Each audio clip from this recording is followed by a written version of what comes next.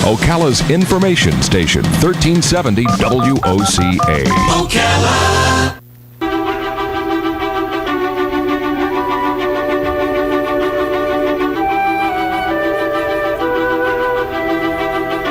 All right, 24 minutes before 10 o'clock. Thank you for tuning in. Nice looking Friday morning. This is Ocala Magazine Radio. Your host is ready to begin the show, John Sotomayor. Good morning, John. How you doing? Good morning, Larry. I'm fine. Good yes, to I see am you. ready. Ocala Magazine staff is really excited about St. Patrick's Day right around the corner. In fact, so much that we have a whole show dedicated to all things Irish. We did a feature in our March issue called For the Love of All Things Irish, which focused on the Chamber and Economic Partnership trip to Ireland. And our guests are going to talk about that, as well as the Ocala New Bridge Twinning Program and the 11th Annual St. Patrick's Day Festival. So let's meet our guests. My first guest is Jay Bailey, the Director of Business Services at the CEP. Good morning, Jay. Good morning, John. We have Donna, Chairman and Vice Chair of the Ocala New Bridge Twinning Top of program. the morning to you, John. Top of the morning. Well done. We have Stan Krell, Special Events Supervisor, City of Ocala. Morning, John. Morning. And we have call-in guest Father Pat Sheedy, Blessed Trinity. Good morning, Father. Good morning. Good morning. We hope to also have Mayor Kent Gwynn as a call-in guest, but we understand that he's got a busy day today attending to Governor Scott, who's visiting today, so we hope to hear from him soon. So we have a busy show, so let's get right to it. First, I'd like to ask Jay, you have some Irish roots, don't you? I think everybody does, and if they don't, they pretend to this time of the year. But yes, before our trip to Ireland, I did a little research and found out some of the Baileys from Scotland, went over and met some fine Irish women, and so there you go. Yes, All right. I do. Great. Yes, I do. And you took the trip to Ireland with 23 people that went in the group. Tell us about the trip. Well, besides the USA, Ireland is now my second favorite country. Honestly, Donna and Richard met with me and told me what to expect, and everything that they said was true, particularly the people. The people are absolutely delightful. They're glad you're there. They go out of their way to show hospitality, and they love some good crack. And I learned that word. Explain that. Crack is spelled C-R-A-I-C, right? And it Okay. means a good time. Ah, okay, A great. good time. That's It's good a to hear. Gaelic word, yes. Okay, good to yes. hear. So we all enjoyed some good crack. We had a very... Say that one more time, please. That has T-shirt ability, right? Great Right. day It here. does. It does. It Maybe we got does. out of context in order here. It's Tell us about Friday your after experience all. with the crack. It's Friday. So we had a very busy agenda. Mm-hmm. We went to Limerick first, and then Galway and Killarney, and then ultimately ended up in Dublin town Mm-hmm. and had an amazing time there. But the thing that made the the part of the trip that most people enjoyed the most was Mike, our bus driver. And so typically on these group tours, you have a bus driver and a tour guide, but he was both, and you know the roads there. And so Mike never missed a beat when he was traversing this massive bus and these little tiny roads and telling about his country. And for about an hour when we were doing the ring of Kerry, we had a double rainbow across our bus, and so you combine that with sheep everywhere and an amazing tour guide. It was terrific. Excellent. Terrific. And there's a lot of history there. You visited the Guinness Brewing in Dublin, 250-year history.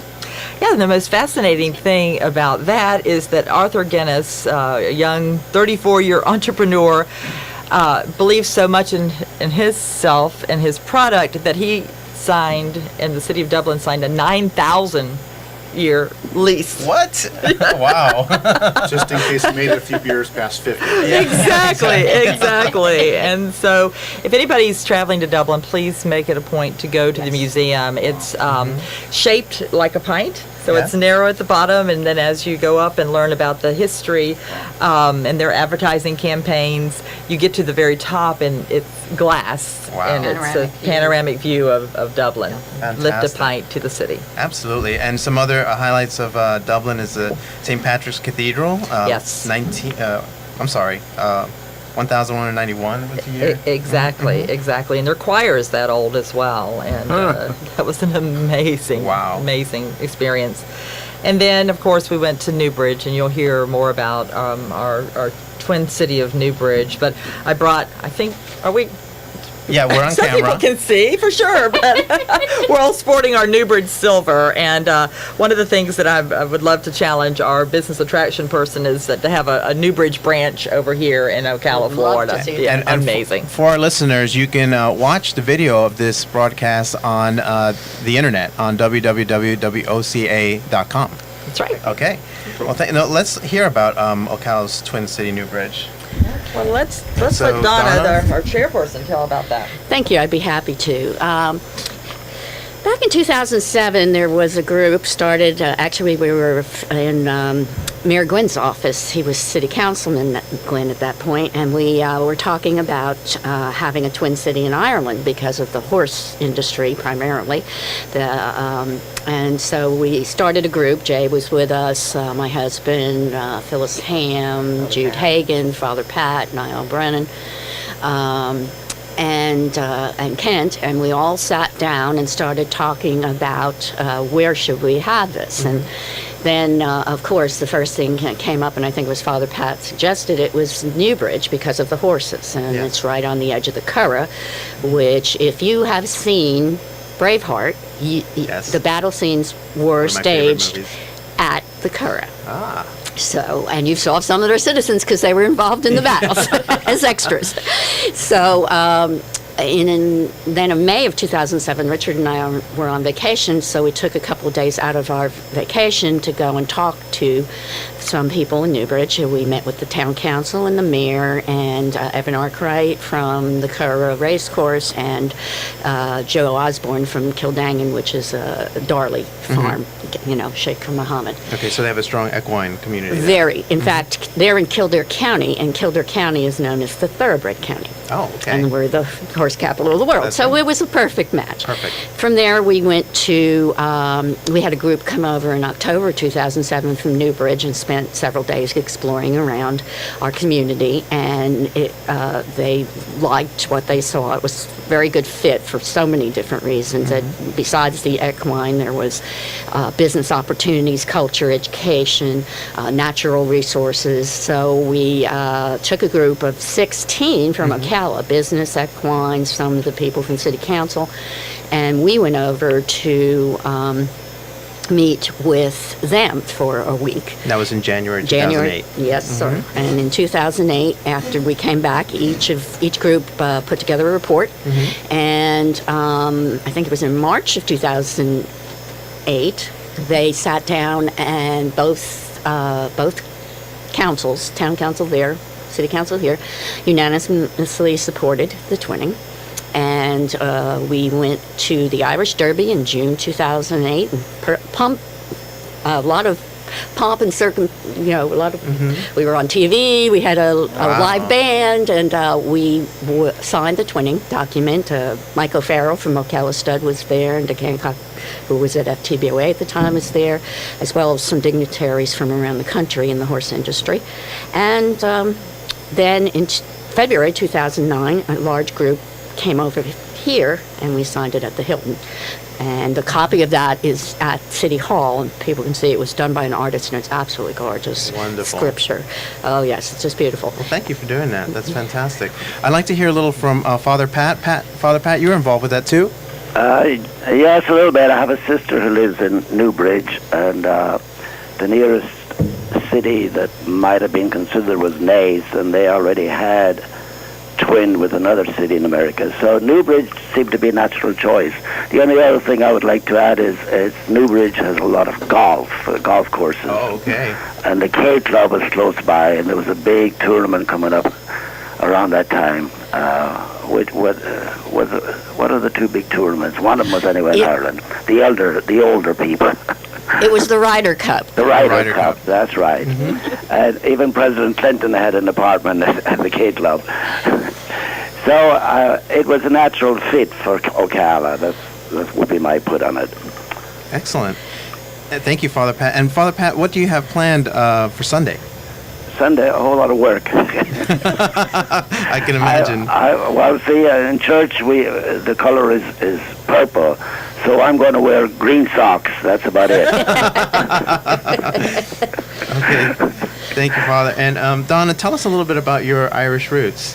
Okay, well, I myself, my grandfather was born in Ballina in County Mayo. My maiden name is Donlan, and it actually, the name goes back to 600 and something AD, and we're a long history of poets. And it's ironic because my son is a musician and writes a lot of his own lyrics, so it holds true. And through my research of my history, I was able to go back and document everything. And in 1997, I got dual citizenship, which is allowed under both governments. And so I'm both an Irish citizen as well as an American citizen. Now, my husband, Richard, was born in the town of Kilkenny. And Kilkenny is a little bit further south and east of Newbridge. And Kilkenny was a medieval town, correct? It was the capital of Ireland before Dublin. Yes, they still have the building there to see. It's got some great historic sites. Particularly, they have a beautiful castle, Kilkenny Castle, and the Black Abbey, St. Cannabis's Cathedral. Just absolutely wonderful community. It has all kinds of activities. It has many festivals because they like to bring the people into the town. So they created many festivals like the Cat Laughs, which is a comedy festival. And the Kilkenny Cats are, my husband would not allow me to go any further if I didn't mention his favorite hurling team, which is the Kilkenny Cats, who has won, I don't know how many years in a row, the All-Ireland. So, but he grew up there, and he was one of 14 children. And my dad was one of 10, so they came from big Irish families. And so he grew up there and stayed there until he went off to college in Dublin, and then went on to live in London and become an engineer, and then came to the States in the 70s. Fantastic. And Father Pat, what about yourself? What is your background in Ireland? Well, I came from Clare, that's the Banner County. Kilkenny might have had the first president, and Dublin might be the present, but all Irish leaders worth their salt came from Clare. And Kenny is from Mayo. You have the Mr. Eamon de Valera, and you Charles Stewart Parnell, and the guy who got Catholic emancipation, Daniel O'Connell, all were elected in Clare. And we also have the eighth wonder of the world, Cliffs of Moher. They're the tallest cliffs in all of Europe, 700 or 800 feet off the water. Fantastic. But I came from Clare in '65 because there were too many priests over there. Not true today, but back then there were too many priests. And North Florida was calling out for priests. I had never met anybody but Catholics until I came to Florida. So I became, my claim to fame here in this country is I became a U.S. citizen on St. Patrick's Day. This is true. Oh, wow. On St. Patrick's Day in 1971, after 5.5 years in the States. Fantastic. Congrats. Anyway, so I knew I was stuck here for life, so I said I would just It's a tough slot to be in Florida, right? tough lot. I go back every single year, and I go to Newbridge every single year because my sister is there. Excellent. Thank you, Father Pat. Now let's focus a little bit on St. Patrick's Day. Stan, can you tell us a little bit about the festivities this weekend? Absolutely. I thought you were going to ask me where I was from, too. Well, tell I'm us. from a little Irish town called New Orleans. No. Wait, never mind. But actually, all my family history is from that side on my dad's side for the most part, yeah. Oh, from where? What part of Ireland? I don't know exactly where, but I know it's northern. That's all I could find. Okay. But I didn't really dig as deep as... Right, Donna there. Yeah, but anyways, this weekend, 4 to 9 on the downtown square. It's going to be a great event. We have two main groups that are going to be doing a great musician set. We have arts and crafts coming up. I mean, we have jewelry, all kinds of just different, unique. Mary Halpin, she'll be serving up some like Irish type of jewelry and everything, and then she has like name heritage stuff. Great. So you can pull up your possible Irish history there and find your cross. And you have some amazing musicians. Tell us about the bands. Absolutely. Entreor is out of Gainesville, and it's actually some professors that have gotten together, and I think one of the guys is actually from across the seas there, and they actually are the local group that's a lot of good. They're, I would say, probably our more traditional style that you'll get to hear that day. And then Seven Nations, they're just Major amazing. group. They're amazing. They've traveled all across. They've played in Ireland, Scotland. They've played everywhere. I mean, Donna, you've heard probably more than I have of them. I think we had them here once before years ago when they were just getting started. But they're absolutely a wonderful group. Both groups are, and I encourage anybody that just wants to kick up their heels, come on down because it's going to be a fun time. Yeah, Seven Nations, the one thing you'll hear from them, it's a little unique, is the bagpipes. They have some serious hooks with it, and I think it's catchy, and I think people will get it. Like, it's kind of a rock feel sometimes, which, everybody young and a little bit old, they're going to love it. Yes. I mean, they're really great. If you get a For chance everyone. to check them out, they're amazing. Absolutely. I think they're electric bagpipes even. I think so. Yeah, yeah. I think so. Can you tell us a little bit more about the band itself? Go ahead if you want. I have something, but Yeah, go ahead. Donna, go for it.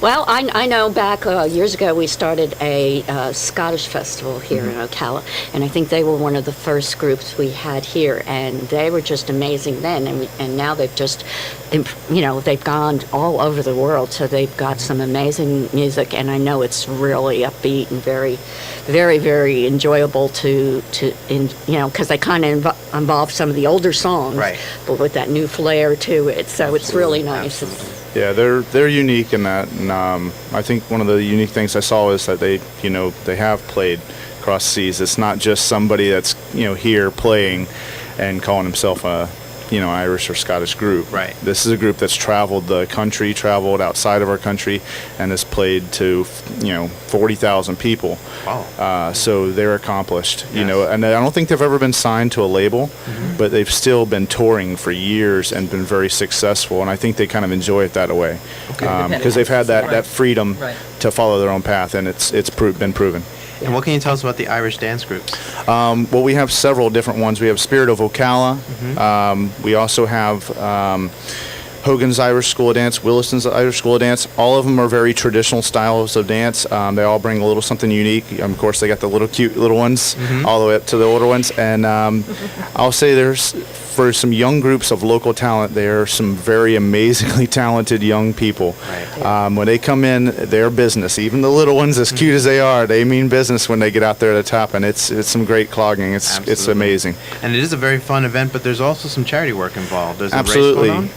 The 5K United Way race will be racing earlier that morning, leaving actually from our Citizen Circle. And then later on that day, they're actually going to be coming and spending some time with us at a dunk tank right on the square. So we'll be serving up hopefully some splashes on the square, Yeah. so we can get some raised money for United Way.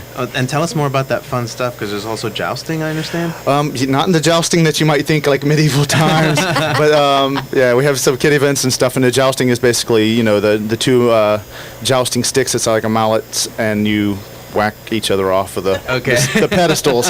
Yes, that kind of jousting. It's great for the people who are slightly inebriated and want to beat on each other. Right. It's great. Or the little kids who just enjoy knocking dad off the stand. Excellent, excellent. And there's a lot of food, corned beef sandwiches, corned beef and cabbage. Absolutely. So A lot of traditional food, a lot of fun atmosphere. I mean, when you come out there, people are dressed to the tilt sometimes, and sometimes I have to walk out and tell them tone down, No, I'm just kidding. But absolutely, they are an amazing group of people that come out and kind of celebrate with the town. Excellent. Donna?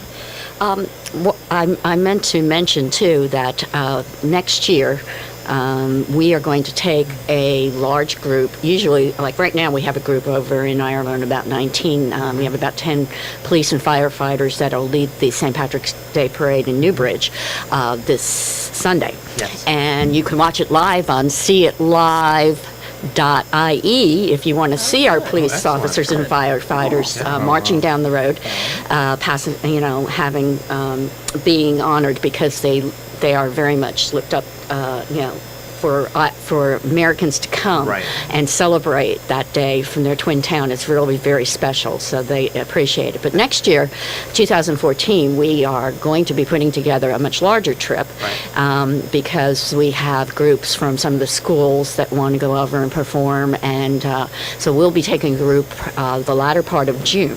If our listeners want to get involved, how would they find out? They can either send me an email at G as in George, E, A, N as in Nancy, U, I, L, at AOL.com, and that is, that's a Gaelic word meaning lovable, by the way.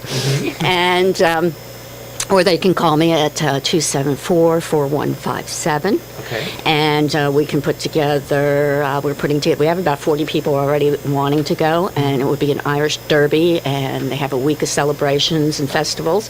So it would be a great opportunity for involvement from our community to support them. You know, and then next year, we're also trying to talk to the folks over there to do, when the mayor and their mayor and our mayor were talking in February, and to do something like a jumbotron in the square and have, you know, a shared type of experience. Very, very cool. Yeah. We should add that since 2009, there's been a group going back and forth every year, Yes, there keeping has. the relationship going. And, you know, if you want to take me with you next year so I have a better understanding of how to throw a St. Patrick's party, I'll go with you. Yeah, I would. Jay, do you have something? Sure. You mentioned the back and forth, and it sounds like we're all just having a bunch of good crack. And there is a serious side of this. And for the last 2 years, the Chamber and Economic Partnership has sponsored, in cooperation with the committee, a business roundtable. So we host their delegation. Their chamber president was here. Their mayor is here, and we invite their counterparts here, and we invite representatives from the industry that they want to meet. We did tours of IHMC, the power plant, and as a result of these, there's, Donna, you just spoke of business that's happening with Champion Oats. Yes, Yeah. Champion Oats Balancer from Dr. Richard McCormick. It's a product that he brought over and met with a number of different companies, and there is one key company here that provides that kind of product to the horse industry, who is now going to take that product on and start marketing here. We actually, Con McNamara, who was the president of the Newbridge Chamber, has actually gone back, and he has been so impressed with our community that he did a presentation right after he returned to a sold-out group of Chamber of Commerce people over there, and it was with the Prime Minister of Ireland, Enda Kenny, and the Prime Minister got to hear the story of Ocala and the CEP and the power plant and IHMC, and there are now 3 strategic partnerships that have been set up with our business community and the air business community, with much more to come. People are already signing up from the business community there for next year's trip in February, and we are starting to look like a model for their CEP. They're reorganizing the whole way they approach economic development And based Jay, on our model. You said this earlier to me, that such a small act is having a ripple effect where things are growing even further. When the seed was planted 7 years ago now, you really can't forecast the sort of residual outcomes. But it's all about building the relationships, strengthening those relationships, understanding each other, and understanding the opportunities in both places. And all of that is coming to fruition in a major way. Thank you very much, guys. Unfortunately, Mayor Quinn was not able to speak with us today. With the last few seconds that we have, I'd like to hear from Father Pat, if you have any parting words for us. Oh, yes, because you left out one major event for Sunday. It's the Look of the Irish car raffle at Palm Chevrolet. So you can win a $25,000 car this Sunday at 3 o'clock. Now, I would not be doing my job if I didn't say that. That's right. You said it, Father. Thank you very much. God bless. Thank you all for being my guests today. Thank you, Larry and Robin, you. for your hosting. All right, thank you. We'll be right back.